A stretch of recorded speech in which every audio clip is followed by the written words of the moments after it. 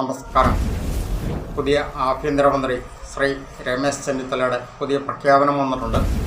വളരെ നല്ലൊരു കാര്യമായിട്ട് തോന്നുന്നുണ്ട്. കാരണം പുതിയൊരു സർക്കാരിൻ്റെ പുതിയൊരു ആഭ്യന്തരമന്ത്രി എന്ന നിലയിൽ അദ്ദേഹത്തിൻ്റെ പ്രവർത്തനങ്ങൾ, അദ്ദേഹം മുൻ ആഭ്യന്തരമന്ത്രി കൂടിയായിരുന്നു. ഉമ്മൻചാണ്ടി സർക്കാരിൻ്റെ അവസാന കാലഘട്ടത്തിൽ അദ്ദേഹം ആഭ്യന്തരമന്ത്രിയായി നല്ല രീതിയിലൊരു സേവനം അനുഷ്ഠിച്ചിട്ടുള്ള ഒരു വ്യക്തി കൂടിയാണ് ശ്രീ രമേശ് ചെന്നിത്തല എന്നുള്ളതുകൊണ്ടും അദ്ദേഹത്തിൻ്റെ ഇപ്രാവശ്യത്തെ പ്രവർത്തനം വളരെ ശ്രേഷ്ഠമായിരിക്കും എന്ന് തന്നെ നമുക്ക് പ്രതീക്ഷിക്കാം. അതിൻ്റെ ആദ്യ ചുവടുവെപ്പ് എന്നുള്ള നിലയിൽ അദ്ദേഹം മയക്കുമരുന്ന് മാഫിയക്കെതിരെ വളരെ ശക്തമായിട്ടുള്ള ഒരു നിലപാട് സ്വീകരിച്ചിരിക്കുന്നതായിട്ട് അറിയാൻ കഴിഞ്ഞു. ഓപ്പറേഷൻ തുഫാൻ നാർക്കോട്ടിക് ഹണ്ട് എന്നുള്ളതാണ് അദ്ദേഹം അതിന് പേരിട്ടിരിക്കുന്നത്. അതായത് സ്കൂൾ തുറക്കുമ്പോഴത്തേക്കും നമുക്കറിയാം, ഏറ്റവും കൂടുതൽ ഇപ്പം മയക്കുമരുന്ന് മാഫിയ പിടിമുറക്കിയിരിക്കുന്ന സ്കൂൾ, കോളേജുകൾ തുടങ്ങിയ ഒരു തലങ്ങൾ മുതലാണ് അതിൻ്റെ ഒരു സ്റ്റാർട്ടിംഗ് പോയിൻ്റ് എന്ന് പറയുന്നത്. കൂടാതെ മറ്റെല്ലാ മേഖലയിലും അത് പടർന്ന് പന്തലിച്ച് വ്യാപരിച്ച് കിടക്കുകയാണ്. എല്ലാ മേഖലയിലും, പ്രത്യേകിച്ച് ഈ കലാരംഗങ്ങളിലും സിനിമ സീരിയൽ രംഗങ്ങളിലും അതുപോലെ തന്നെ മറ്റെല്ലാ മേഖലയിലും മയക്കുമരുന്ന് മാഫിയയുടെ ഒരു കടന്നുകയറ്റം അത് എല്ലാ തലങ്ങളിലും അതിഭയാനകമായിട്ട് വ്യാപരിച്ച് കിടക്കുന്ന ഒരു സാഹചര്യത്തിൽ കൂടിയാണ് അതിന് തന്നെ ആദ്യത്തെ ഒരു പരിഗണന അദ്ദേഹം നൽകിയിരിക്കുന്നത്.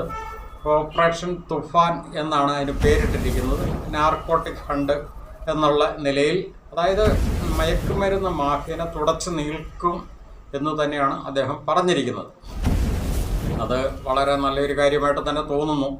എന്തൊക്കെയാണെങ്കിലും ശരി, അതിൻ്റെ പ്രവർത്തനങ്ങളുമായിട്ട് മുന്നോട്ട് പോകാനായിട്ട് എല്ലാ വിഭാഗം ജനങ്ങളുടെയും സഹകരണവും അദ്ദേഹം ആവശ്യപ്പെട്ടിരിക്കുന്നു.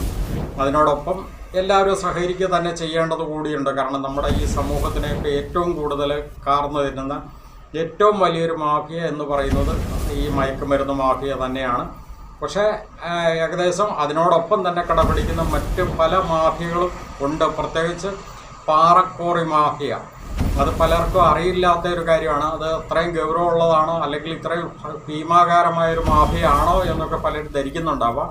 പക്ഷേ പാറക്കോറി മാഫിയ, അതുപോലെ പിന്നെ പ്ലൈവുഡ് കമ്പനികൾക്ക് വേണ്ടിയിട്ട് അതിൻ്റെ പിന്നിൽ പ്രവർത്തിക്കുന്ന ഒരു വലിയ മാഫിയ.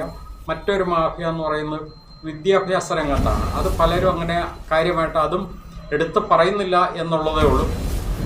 അതായത് പല മതസംഘടനകളുടെയും നേതൃത്വത്തിൽ, പല പ്രൈവറ്റ് മാനേജ്മെൻറ്റുകളുടെ നേതൃത്വത്തിൽ വിദ്യാഭ്യാസ മേഖലയിൽ വലിയൊരു മാഫിയ പ്രവർത്തിക്കുന്നുണ്ട്.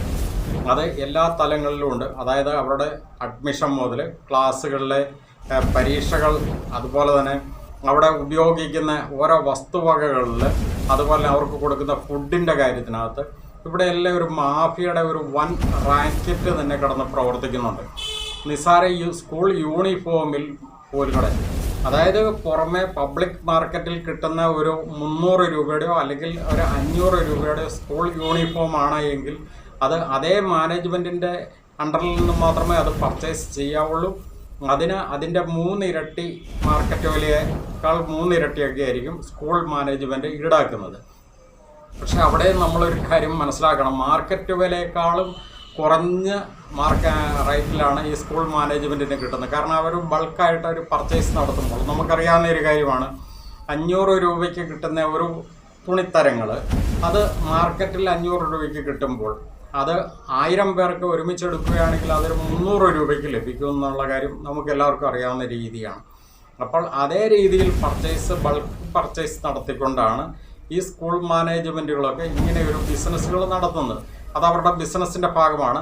അതുപോലെ തന്നെ ഇവർക്ക് മെസ്സ് കൊടുക്കുന്നത്, ഇവരുടെ ഹോസ്റ്റലുകളിൽ ഫുഡ് കൊടുക്കുന്നത്, അത്തരം കാര്യങ്ങളിനകത്തൊക്കെ വളരെയധികം മാഫിയകളുടെ പ്രവർത്തനങ്ങളൊക്കെ കഴിഞ്ഞ ദിവസങ്ങളിലെല്ലാം റിപ്പോർട്ട് ചെയ്തിട്ടുള്ള കാര്യങ്ങളാണ്. അപ്പോൾ ഇത്തരം മാഫിയകൾക്കെതിരെയുള്ള പ്രവർത്തനങ്ങളും അതിശക്തമായിട്ട് തന്നെ വരേണ്ടതുണ്ട്. എന്താണെങ്കിലും ശരി, നമ്മുടെ പുതിയ ആഭ്യന്തരമന്ത്രിയും പിന്നെ പ്രത്യേകിച്ചും പുതിയ മുഖ്യമന്ത്രിയും അത്തരം കാര്യങ്ങളൊക്കെ ശ്രദ്ധിക്കണം എന്നുകൂടി നമ്മൾ ഈ കാര്യത്തിൽ പ്രത്യാശിക്കുന്നു. ഇപ്പം നമുക്ക് അങ്ങനെ പറയാൻ പറ്റുള്ളൂ. കാരണം അവരൊരു പുതിയ തുടക്കമായിരുന്നല്ലോ. പക്ഷെ തുടക്കത്തിൽ തന്നെ ഒരല്പ പാളിച്ചകൾ സംഭവിച്ചു. നമുക്കറിയാവുന്ന ഒരു കാര്യമാണ്, ഈ മലയിടം തുരത്തിലെ കഴിഞ്ഞ ദിവസം ഉണ്ടായിരുന്ന ആ കുടിയൊഴിപ്പിക്കൽ വിഷയമൊക്കെ ശരിക്കും പറഞ്ഞു കഴിഞ്ഞാൽ ഈ ഇവിടുത്തെ മന്ത്രിസഭ, നിലവിലുണ്ടായിരുന്ന മന്ത്രിസഭ വോട്ടെണ്ണി തീർന്ന അന്ന് തന്നെ ശ്രീ പിണറായി വിജയൻ മുഖ്യമന്ത്രി സ്ഥാനം രാജിവെച്ചതും പിറ്റേ ദിവസം തന്നെ അഡ്വക്കേറ്റ് ജനറൽ രാജിവെച്ചതും അതുപോലെ തന്നെ പ്രോസിക്യൂഷൻ ഓഫ് ജനറൽ രാജിവെച്ചതും ഇത്തരം കാര്യങ്ങളൊക്കെ കൃത്യമായിട്ട് അറിയാവുന്ന ഒരു കാലഘട്ടത്തിലായിരുന്നു. പക്ഷെ 10 ദിവസത്തെ ഗ്യാപ്പ് കൊടുത്തു കഴിഞ്ഞപ്പോൾ അവിടെ സർക്കാരിൻ്റെ ഭാഗത്തു നിന്നുള്ള ഇടപെടൽ അവിടെ 0 ആയി പോയതുകൊണ്ട് കൂടിയാണ് അത്തരം വിഷയങ്ങളൊക്കെ പൊന്തി വന്നത്. അതിനേക്കാളും കൂടുതൽ ഏറ്റവും ഗൗരവമായിട്ട് കാണേണ്ട ഒരു കാര്യമാണ് പെരിയ ഇരട്ടക്കൊലക്കേസിലെ പ്രതികൾക്ക് ജാമ്യം ലഭിച്ചത്. അതും ഇത്തരം വീഴ്ചകളിൽ തന്നെ സംഭവിച്ചൊരു കാര്യമാണ്. 10 ദിവസത്തെ ഒരു ഗ്യാപ്പ് അവിടെ അഡ്വക്കേറ്റ് ജനറലുമില്ല, DGPയും നിലവിലില്ലാതെ വന്നു കഴിഞ്ഞപ്പോൾ സ്വാഭാവികമായിട്ടുണ്ടായൊരു കാര്യമാണ് ഈ പെരിയ ഇരട്ടക്കൊലക്കേസിലെ പ്രതികൾക്കെല്ലാം ജാമ്യം ലഭിച്ചപ്പോൾ പുറത്തിറങ്ങേണ്ടി വന്നത്. അത് ശരിക്കും പറഞ്ഞാൽ പുതിയ മന്ത്രിസഭയുടെ ഒരു ഉദാസീനത കുറവ്. മന്ത്രിസഭ രൂപീകരിക്കപ്പെട്ടില്ലായിരുന്നു. ആ 10 ദിവസത്തെ ഗ്യാപ്പ് വന്നതാണ് അവിടെ ഏറ്റവും വലിയൊരു അപകടം ഉണ്ടായത്. അത് ശരിക്കും പറഞ്ഞു കഴിഞ്ഞാൽ വളരെ ശ്രദ്ധിക്കേണ്ട ഒരു കാര്യമായിരുന്നു എന്നുള്ളത് നമ്മളിവിടെ എടുത്ത് പറയുന്നു എന്ന് മാത്രമേ ഉള്ളൂ. എന്താണെങ്കിലും ശരി, പുതിയ മന്ത്രിസഭയ്ക്കും അതുപോലെ തന്നെ പുതിയ ആഭ്യന്തരമന്ത്രി ഇന്നെടുത്തിരിക്കുന്ന ഈ നിലപാടുകൾക്കും പൊതുസമൂഹത്തിൽ നിന്നും വളരെയധികം സപ്പോർട്ട് ഉണ്ടായിരിക്കും എന്ന് മാത്രം പറഞ്ഞുകൊണ്ട് നിർത്തുന്നു. നന്ദി.